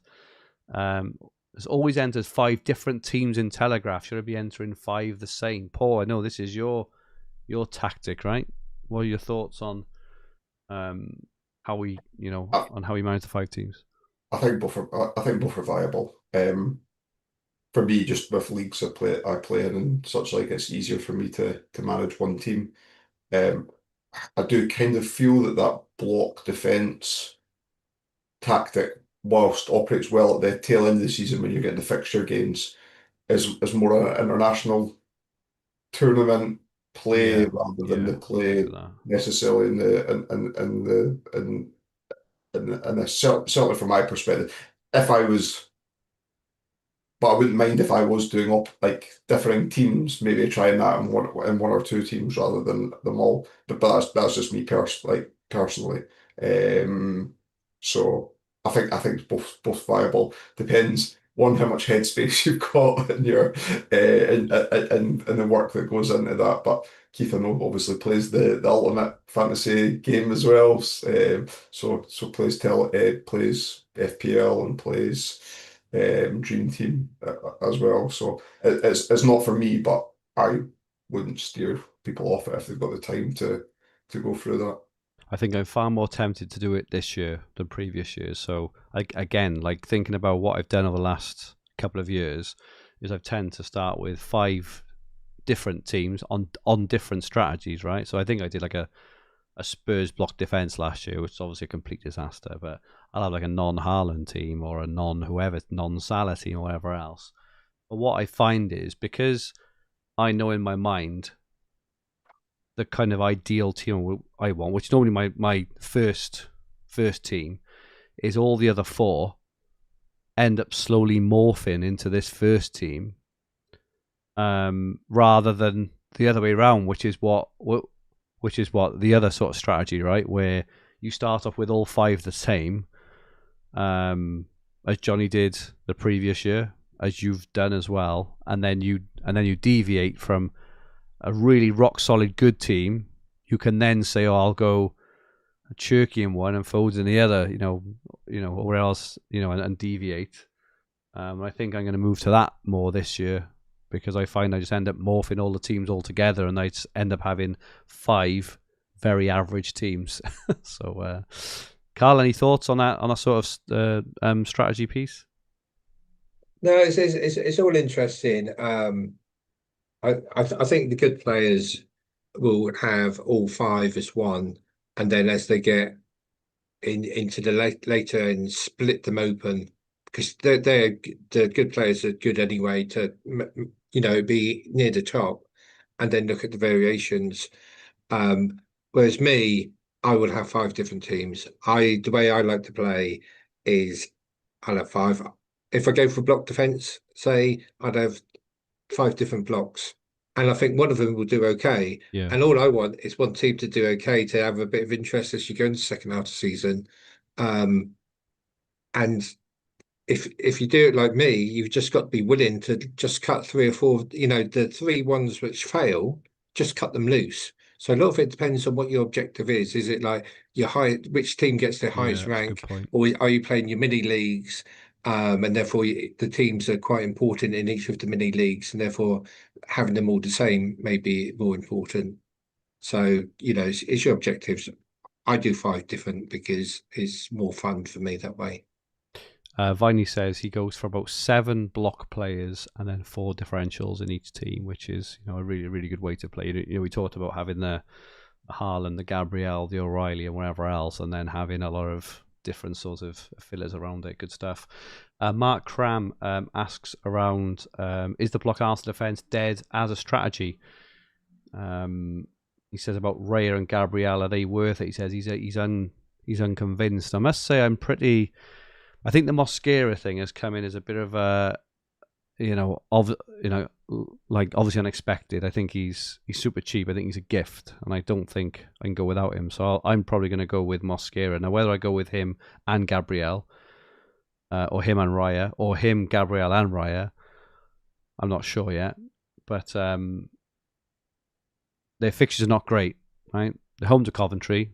They'll likely get a clean sheet, but after that, their fixtures are tough until sort of, is it game week 6 or 7 or something, something like that. So, and by that time, it's okay to say, "Oh, I'll just hold." By that time, you'll be seeing Brentford, Leeds, whatever else, all keeping clean sheets, and you'll want to move off your Arsenal players. And we all know how it works. As soon as you move off them, they'll start keeping bloody clean sheets again. So, Carl, will you be having many Arsenal defenders in your starting team? From the conversation today, in my alternatives team, I will be using a lot more premium defenders.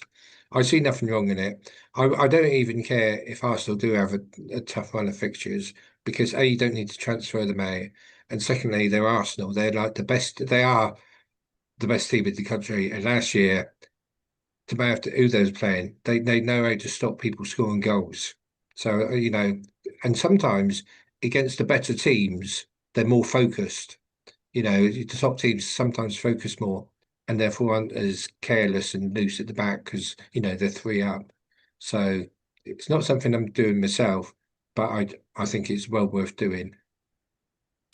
Paul, Arsenal defenders? Yeah, I think a bit of EO play. I'll start with one. I don't think I'm going to double up.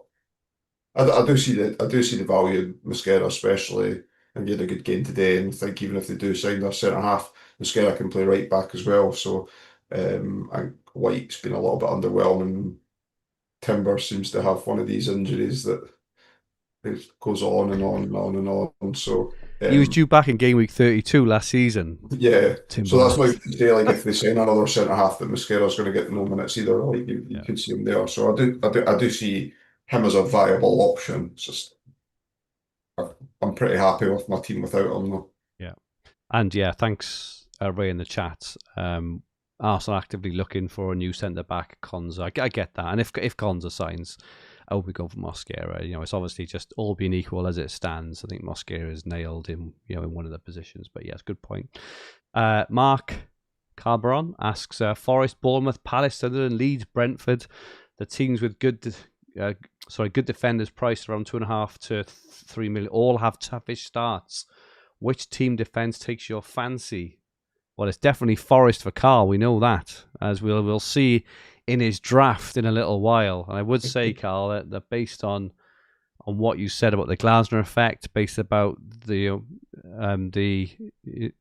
fixtures are pretty good as well, and the potential for extra matches in the Carabao as well. It's hard to argue there. Paul, any of those?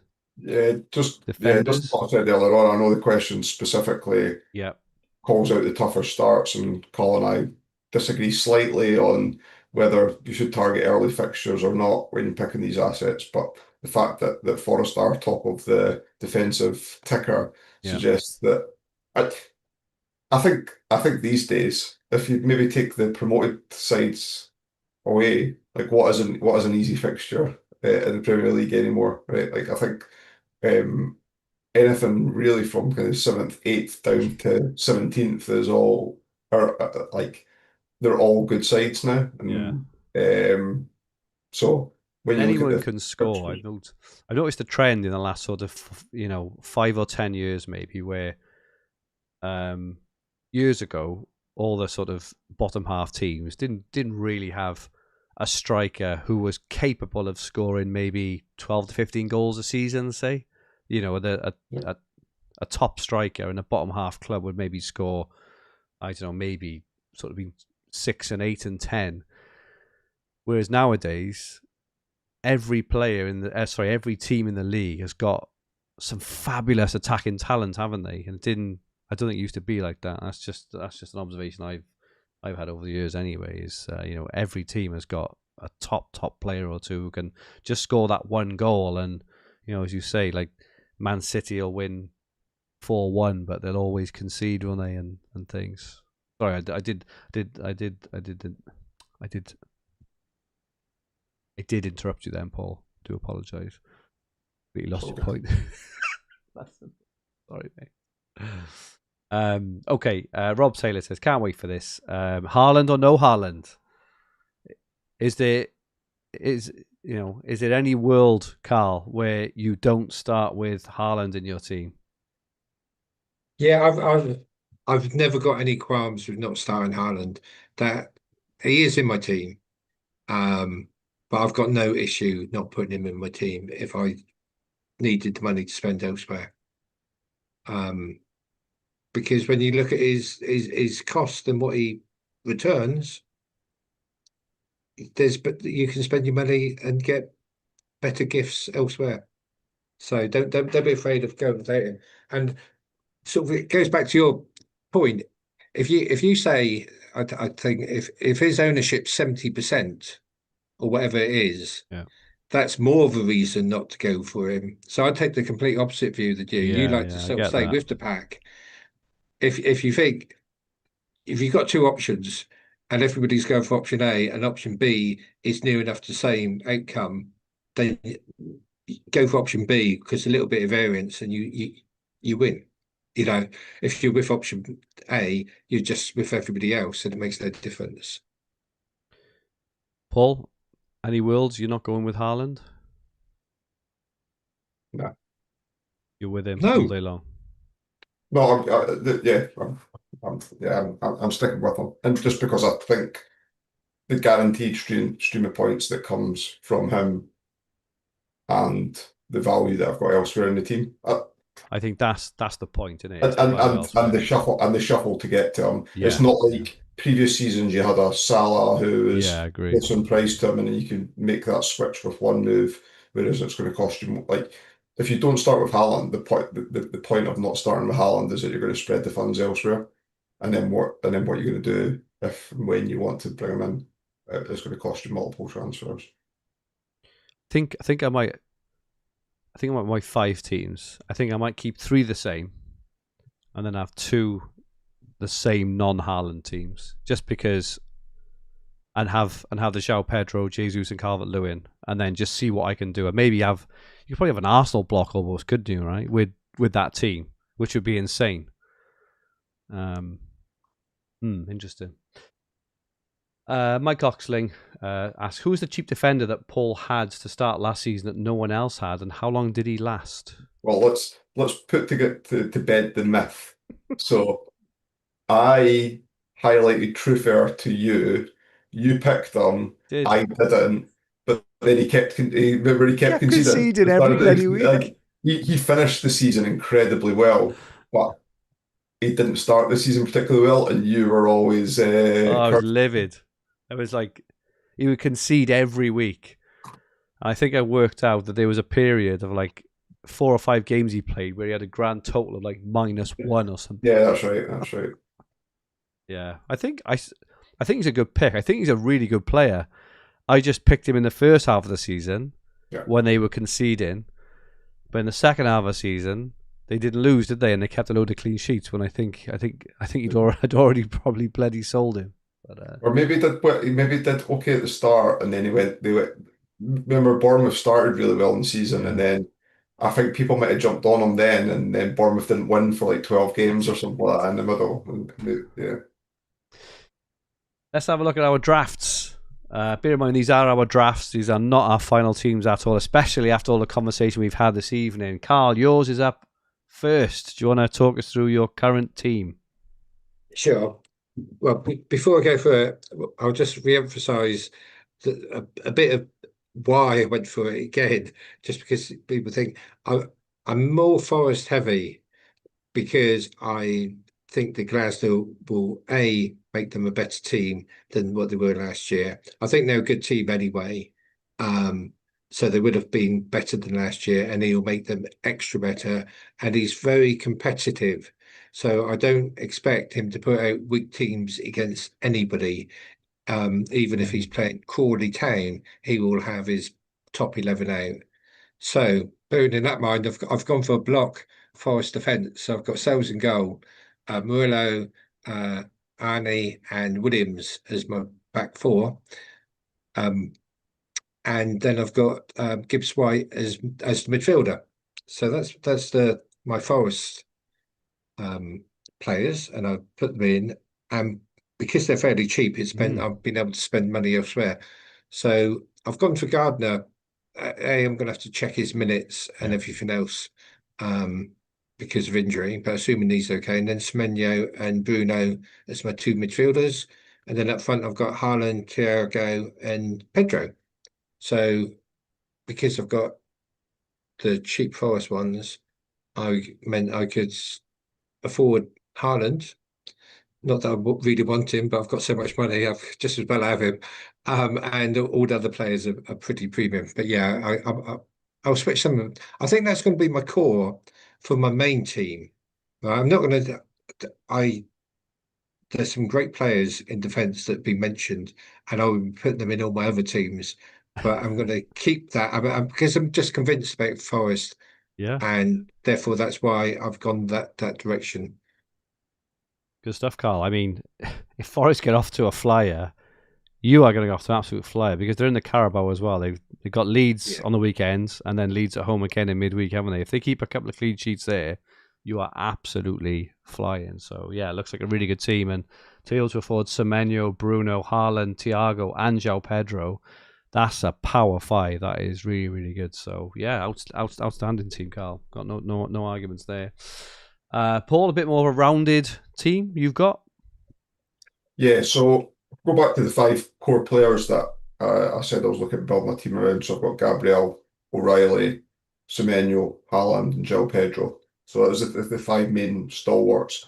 Then I actually looked at the cheap options to then come back in and then look at what money I had left. So, and we've talked about these 3 already: Trafford and goals, Palestra at a right back from Chelsea, 2.7 million, and then Sangari, who I think is going to do really well on the tackles this season at 3.1 million. So then I wanted to again find value in the mid-price options where I felt that there was a relative steady stream of points available. Carl mentioned Morgan Gibbs-White, 15 goals in the Premier League last season. That's some going. 4.1 million. He might get minute. Forest got good fixtures at the start, or at least their home fixtures are good. Might get minutes in the cup. Calvert-Lewin, similar. And then the other position I've got is somebody that we've not talked about at all yet, Brian Mbeumo. So if I'm not going with Bruno, that gives me some Man United coverage. And I actually think Mbeumo, until he got the injury, was kind of keeping pace with Bruno in terms of point stream last season as well. So the fact that he's been reclassified as a midfielder, not that I expect to get a lot of tackle points out of him necessarily, but it does offer up that opportunity as well. And it looks like he might start the season up front for Man United, and they've got nice fixtures to open up with as well. So that leaves me 1.4 million in the bank on top of that as well. Could I utilise that somewhere else? I mean, I could have Bruno instead of João Pedro, but that's not something that I really want to do. But that does give me some flexibility if I pick up an early injury or want to make a move to try and get a fixture gain at weekend at some point and move things along a little bit as well. So yeah, I'm pretty happy with that draft. Yeah, really balanced. Obviously, no Bruno is a sort of a mission there, which he's going to be super popular. But yeah, looks really good, really balanced team there as well, isn't it? It's really balanced, so good stuff. Let's just hope Palestra keeps his place. Mind you, I say that even at 2.7, you can replace him with there's loads of players, right? I know you've got money in the bank, but even at 2.7, there's Leeds defenders, there's Brentford defenders, there's all sorts in there. So, yep. Sort of years ago, when you used to pick like a cheapie, like a 2.2 or a 2.3, you couldn't replace them then, but you can with that. So good stuff. My team is as follows at the moment. It'll very likely change. I think I'm stuck on Kinski as a keeper. I think the 3.2, I like him, unless I go Raya. I've got O'Reilly, Gabriel, and Mosquera, but that does depend obviously on whether on Konza plays. I do think that if Arsenal keep their team, I will have Mosquera, and then at the moment I've got Bruno, Semenyo, got Garner. Obviously I've checked his minutes, and I've got Stack and Lefay. But what I might do is knock one of them down to Palestra and potentially go four at the back. I do like Sangari as well. So when Paul sent his team to me, we did have like 8 or 9 in the same, but I'm an hour in, so I changed mine a little bit just because we didn't want to show sort of reasonably identical teams, but I did have Palestra and Sangari in my one as well. And I do really like those options, but these are other options I really like as well. And at the moment, it's a 3-5-2 with Haaland and João Pedro up front. But I think I'll be going with Bruno. I can't see me going without. Well, I think the only ones I might change in that team are Lefay, Stack, and Garner for potentially Palestra, Sangari. Might be able to get to Calvert-Lewin potentially, maybe not, but I like the Stack pick. Yeah, I like Stack, and he's an example of just a complete pick and stick player. Like I really purposely want to build a very rounded team, so I'm not tempted to go all in. Like I won't have two from one team, for example. You know, two Forest, two Leeds, to anything, because I find when I do that, I try and attack. It very rarely works out in the long term. So that's my team at the moment. But like I say, it'll almost certainly change by Friday. Well, I think we've just passed the 2-hour mark. So well done to those people who said between 2 hours and 2:15, because we're 2 hours and 6, and I think that we are just about done. I'd just like to thank everyone who's joined us for the full 2 hours, because it is a marathon, that's for sure. And but you know, hopefully that was really useful, really interesting way to spend your Sunday evening. Ryan, if you are still awake, hope you enjoyed. Very, very best of luck for the season. Make sure you beat your dad. Make sure you do that. And yeah, I just want to say thanks to everyone for joining us, and those who are going to watch it back as well, and those on the podcast versions. We appreciate it. Carl, absolute pleasure. Really, really enjoyed your insight. And that Forest, I'll be keeping an eye on that, because I fancy you to get off to a stormer. Yeah, fingers crossed, eh? We'll have to wait and see. Can I just say, and I'm a bit embarrassed about this because I should have said it right at the very beginning. In previous seasons, there's a website called Not Only FPL, and you could download the stats for the Telegraph, and they gave loads of insight there. I used to scrape the data myself, but because it's a new site, I couldn't. But that website has disappeared, but you can still get the Telegraph stats in, I think it's Dream Team Tonic. There's a little section in there called Telegraph, and I wanted to give them a shout out because that's where I downloaded my data. Is you can see the data in there for free, and I've downloaded, and that's the source of where I picked up all the points. And I should have given them credit at the very beginning, and they only get credit now at the very end for the hardcore. So it's just there for the hardcore people. That's where you go. Dream Team Tonic, left-hand tab, Telegraph, and you'll be able to see all the players' points and more throughout the season. Sorry about that. You can indeed. They've got their own sort of dedicated section on there, Carl. Good stuff. Thank you very much. And and thank you, Carl. It's been an absolute pleasure. Thank you. As usual. Paul, your debut, how do you feel? Good. Fatigued. It is a long old evening. It is a long old evening. But thank you, Paul. Absolutely superb stuff. Paul is he's very humble, but he is an exceptional all-round fantasy manager and Telegraph manager. I think you came about, was it 150th overall last year, Paul, roughly, or was it higher than that? Yeah, it was in the top 200 with the 5 teams last season. Good stuff. Well done, Paul. And don't forget that Paul is the chap who writes for the Telegraph. So the article you see every week with the weekly tips is Paul himself, right by here, writes on behalf of Fantasy Football Hub. And if you'd like to hear more from us, so Paul is going to write for Fantasy Football Hub. You can join the hub. On the hub, you also get my team reveal pre-deadline every week. You'll get my game week 1 finalised team. I can't promise to make loads of transfers in the first half season because I probably won't, but I do update my article every week regardless with my sort of thoughts and what I'm thinking.